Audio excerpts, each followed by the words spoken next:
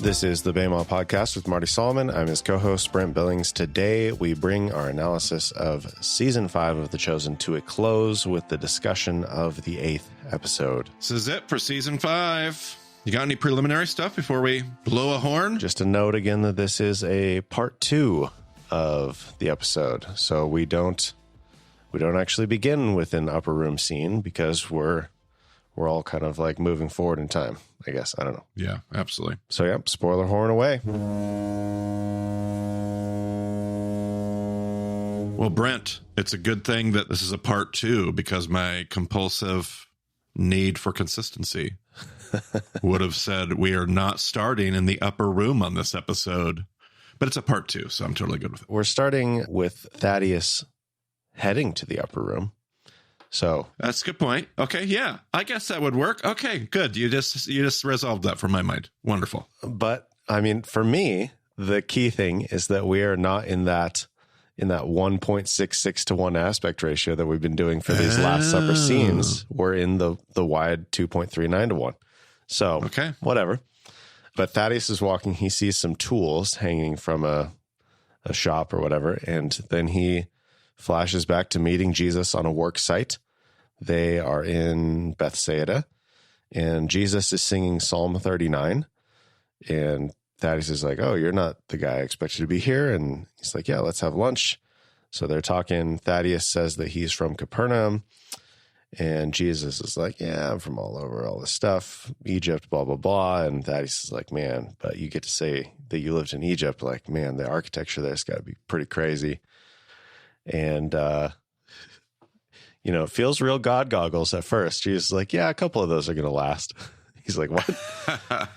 But then Jesus turns around. He's like, "Look at all these stories that we have in the past. And where's all that stuff?" So it's like, yeah, some of this stuff's going to be here, but a lot of it, succumbs to war and time. And what he said 3 things. He said war and time and weather.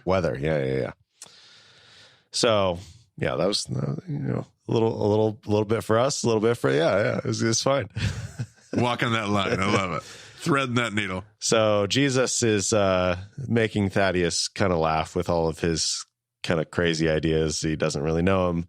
He's like, "Yeah, but I'm also this rabbi. I'm going to build this kingdom." And Thaddeus starts to get real uncomfortable about this whole thing. He's like, "Yeah, I don't know." He's trying to walk away.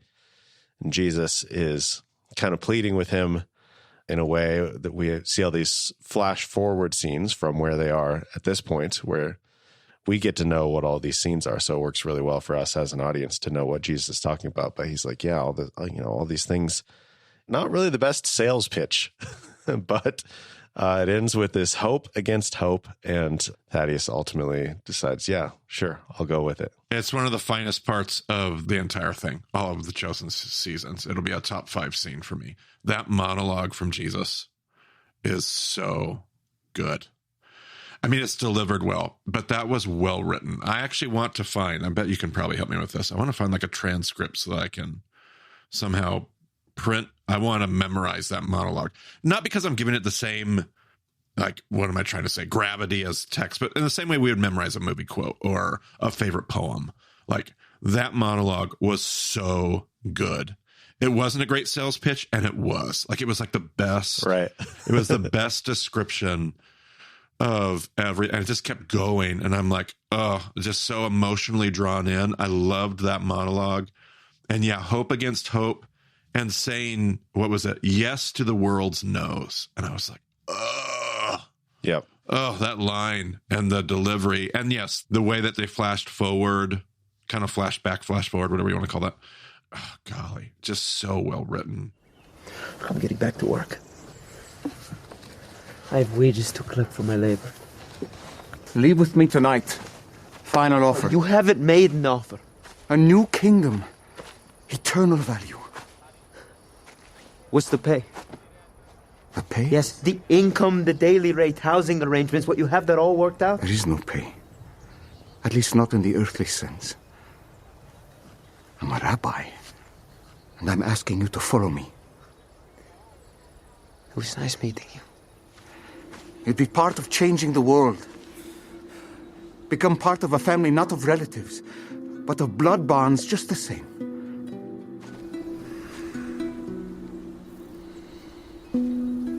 spend your days with some of the most interesting, unfettered, funny, driven, brave, nurturing, smart, strong, passionate, fiery, loyal, loving, imperfect people to ever walk the earth. You will see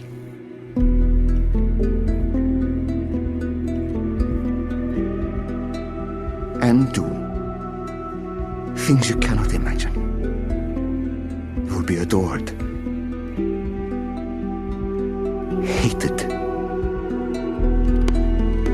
needed, lost, and found. You will live everywhere and nowhere. You will lose friends. You will lose all your friends and your own life.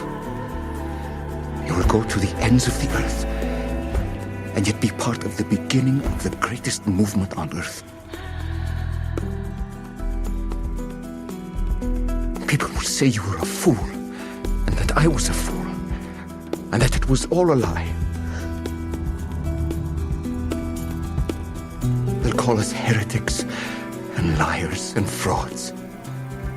Others will celebrate and venerate your memory and call you a saint. But none of that's the point. The point is that you will have said yes to the world's no. That you hoped against hope and believed against belief. That you surrendered everything and held fast to the very end.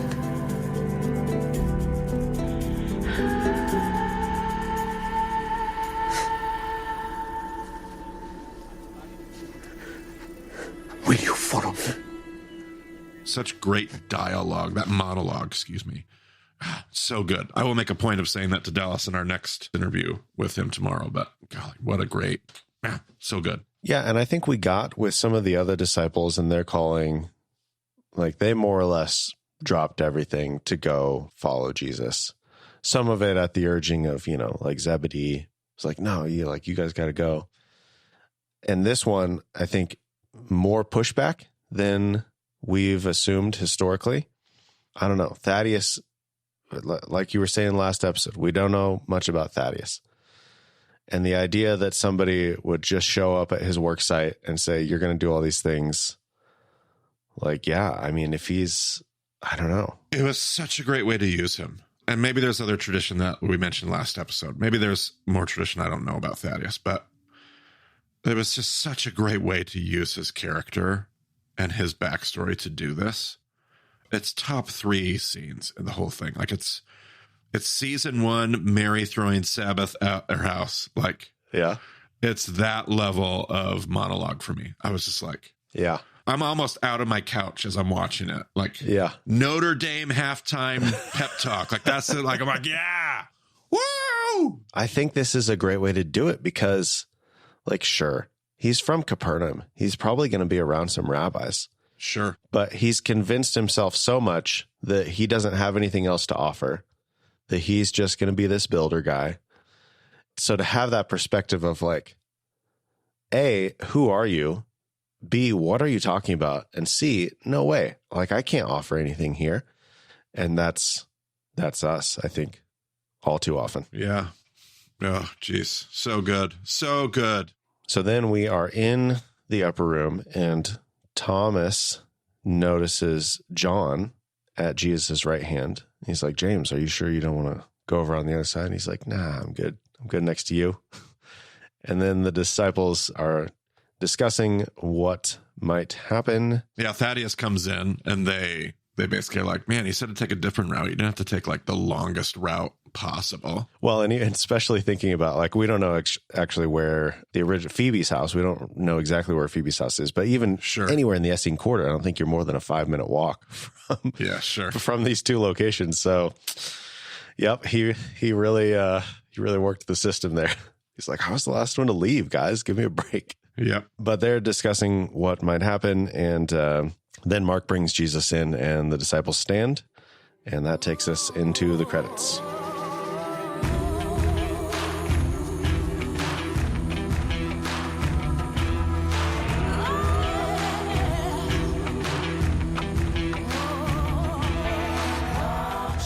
So then, coming out of there, we are apparently at the end of the meal. The disciples are singing Psalm 118. I don't know if that is traditionally the close of a Seder meal, but Mark is lying in his bed in the floor below and is listening. And then they all kind of get up and start to move. And so Mark like jumps up.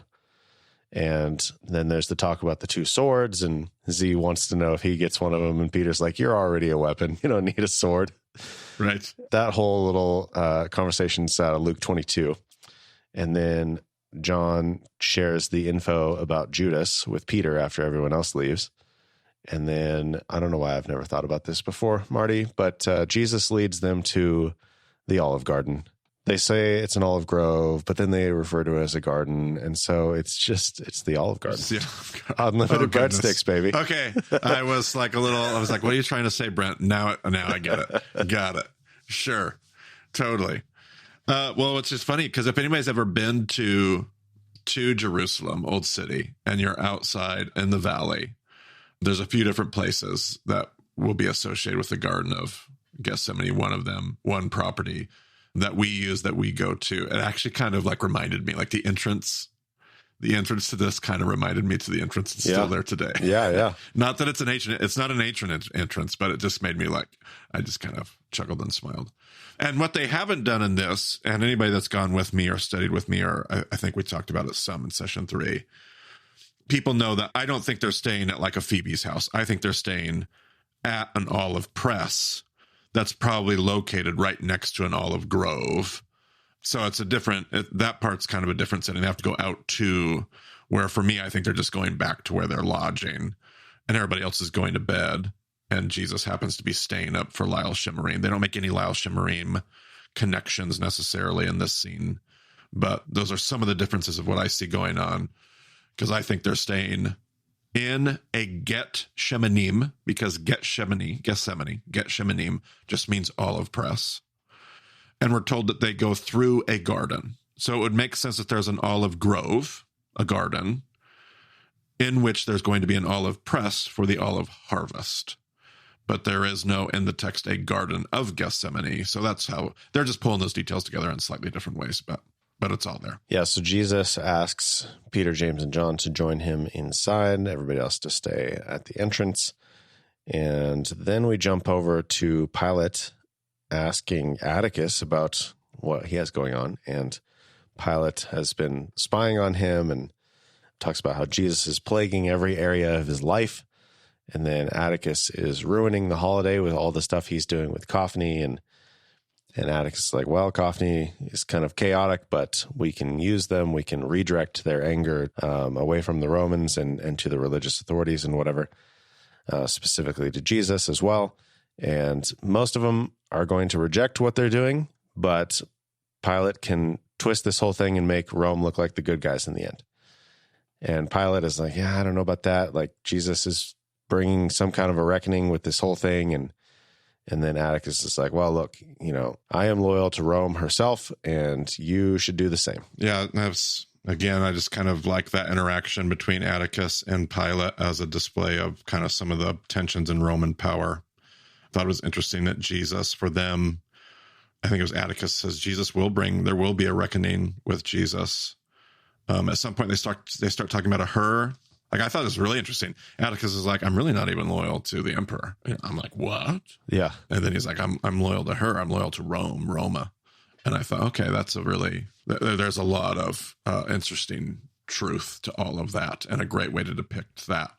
Again, socio-political Roman tension that is all behind this historically. That makes sense to me from a modern perspective, because I've always thought of like patriotism as allegiance to an ideal and not necessarily a specific leader. So that feels very right. Like, oh, if you're going to be that sort of Western whatever, like that totally fits with my idea of like, I think I would be like Atticus. Yeah, sure. And that wasn't necessarily the Roman way, like the system, the emperor. They definitely demanded that allegiance, but to depict somebody with that kind of perspective in a position like Atticus's, I was like, yeah, I could see somebody making those distinctions. Yeah. So then Claudia comes out and asks Pilate why he's hiding some information from Atticus, not sharing the whole story. And she thinks Pilate is setting himself up to lose in this whole situation. She's plagued by her dreams. And he's like, what are the dreams? And she's like, I think you're just going to see the dreams here in short order. Yep. I love her ominous. She just has this ominous way about entering a scene and laying down the hammer and walking out. Yep. So Caiaphas has called a meeting and everybody's arguing about what's going on. Caiaphas ends up shouting everybody down. And then right as everybody gets calm, Nicodemus bursts in, confronts Caiaphas a little bit about what's going on. And that's kind of the last that we get to see of that situation for now. Yep. I mean, they've definitely... So there would be historical scholarly debate about the whole, is it one Sanhedrin? Is there a formal and an informal Sanhedrin? Is there a corrupt mini Sanhedrin? They've decided to just kind of depict the Sanhedrin as a unit. Probably a really great decision, especially as filmmakers for a lot of good reasons. But they have to, if that's the case, they have to depict this uproar because they should not be there at night. They should not be there on a festival, on the evening of a festival. They're breaking all kinds of laws and tradition, and they found a way to thread that needle for them. If this was the corrupt kind of like informal mini Sanhedrin that would have met at Caiaphas's house, then they don't have that problem because they're corrupt anyway. They're meeting there. But if they're going to have the big Sanhedrin, you got to have people pretty upset that they've called a meeting. So then we have Malchus kind of waiting around. He hears a knock, answers the door to Judas. They go out and find the temple guard. And then Malchus asks, how are you going to point out who Jesus is? Which still, I mean, it's just knowing how close they've been this whole time. Yeah. It's just so crazy. How do you not know? How do you not know what he looks like? But yeah. Yeah, I get that. I did appreciate that it's a temple guard. Like I spent most of my time in Bible college and most of my training with people arguing that all of these are Roman guards. They're Roman soldiers and having to explain how Rome is helping this Jewish entity out with Roman soldiers. So every time that they've depicted the temple guard on behalf of the Sanhedrin, I smile and I think chosen in my heart. I'm like, yay, thank you for doing that. And then we are back among the olives. Jesus is very troubled. The disciples are confused with what's going on. They're trying to convince Jesus that they should go get a doctor. Jesus is sharing some stuff from Matthew 26, Mark 14 here. Tells them that they should keep watch, stay near him. The best thing that they can do to help is just by trusting him. And then Jesus goes in, finds a nice stone to lean on, and more stuff from Matthew 26, Mark 14. We got some Luke 22 coming in here. That's all the places where this, maybe a little bit of John 17. I feel like it's not really any direct quotes, but I feel like there's a little bit of John 17 flavor in some of this. And then Jesus has this vision of Abraham and Isaac, and there's this line in Luke 22 that an angel appears and ministers to him, and apparently that line, and as well as the line about sweating blood, both of those lines are apparently not in the earliest manuscripts of Luke, so they are not attested in the other synoptics. But whatever, I don't know. But I'm just like, is Abraham and Isaac? Are they the angels? But then later on we have Joseph, his father. Yeah, right. And maybe that's supposed to be the angel figure. I don't know. I had the same thought when it was happening. And honestly, I think we get, or at least I have a hard time with the whole angel motif. And in the Hebrew scriptures, the angel motif is so vague and ambiguous and convoluted. It's like, Is it God? Is it a man? Is it an angel? That I'm completely good. Like, I had the same thought. Is this the angel? These moments that he's having with these characters and these visions, is this the angelic ministering? And I'm like, yeah, I actually kind of liked it. I was like, yes, this is actually maybe more believable than this abstract angel figure, this supernatural figurine that enters the story and like pats Jesus on the shoulder and kind of gives him a little Power Ranger boost. Like, Yeah. I thought I was like, okay, this is the same kind of experience I could envision having. Yeah. If God wanted to encourage me in a moment where I would think of and go back to key moments of my own life and key people and mentors. I just liked it.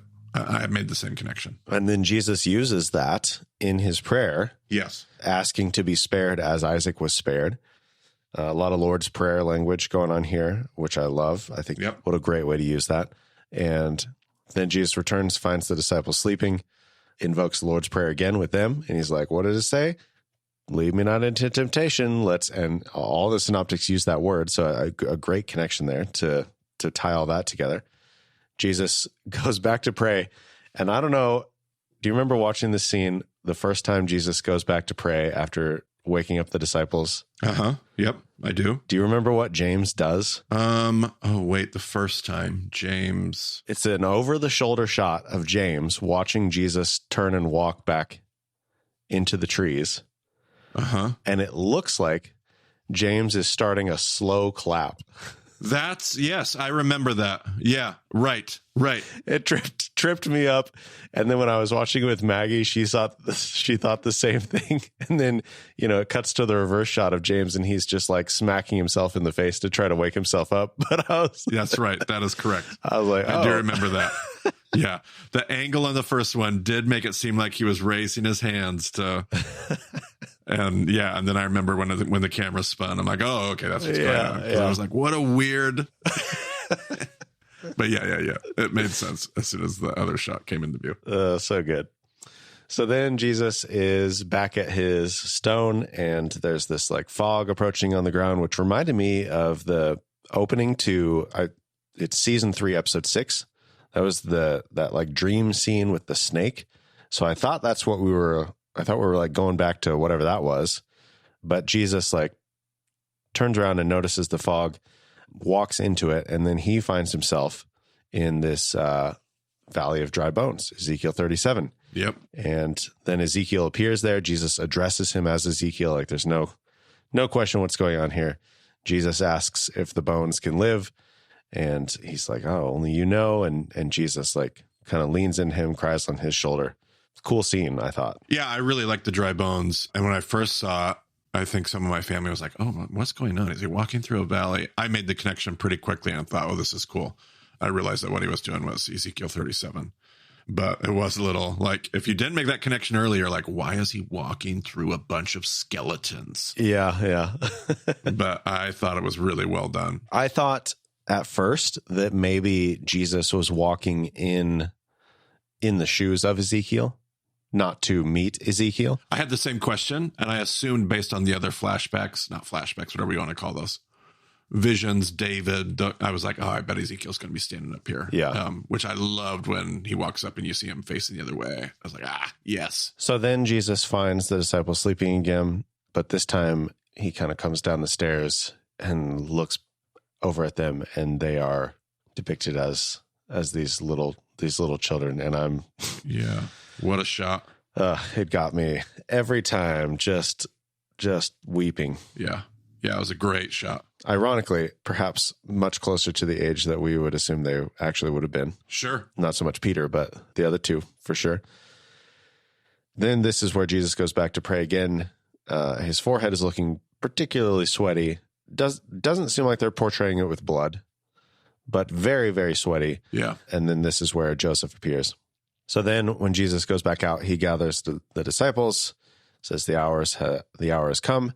I'm curious what your perspective is on this. He says, the Son of Man's going to be delivered into the hand of sinners. And then he emphasizes that again. He's like, sinners? What do you think he's saying there? Man, I was hoping you weren't going to ask me about that. And I guess we're free to, it's not the Bible, so we're free to hear it however we want to hear it. I'd love to, maybe we even get a chance to ask, like, what do they envision with the line and how that's delivered. And I know there's such a dance between writing, directing, and acting, and that shot you end up taking for whatever reason. Because I wonder how many times he delivered that and what different tones and angles you hear that in. Because he could be saying, like, emphasizing, like, sinners, like this frustrated, they're in rebellion, they're acting in sin right now. I almost heard like a tone of like questioning, like delivered, like he's quoting this idea delivered into the hands of sinners, like sinners, like who isn't? You know what I mean? Like almost like everything else. I mean, he just has waken up the disciples for the third time. Yeah, talking about sinners, like who's not a sinner. So I don't know how to hear that line.